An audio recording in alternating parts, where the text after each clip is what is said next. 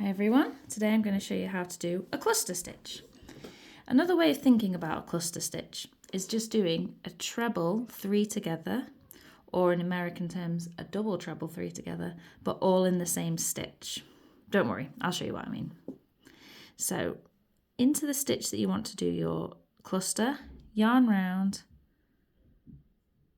hook through, yarn round, pull up a loop for a treble, yarn round, 2 loops, and that's your first stitch started, but we're not going to finish it.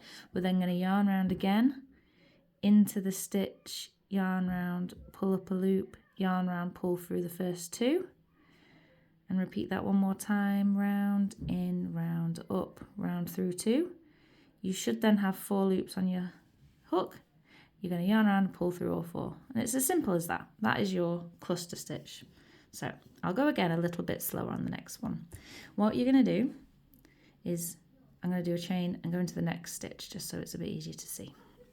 Yarn round into the stitch, yarn round, pull up a loop, yarn round, pull through 2, yarn round into the stitch, yarn round, pull up a loop, yarn round through 2, yarn round into the stitch, yarn round, pull up, yarn round through 2.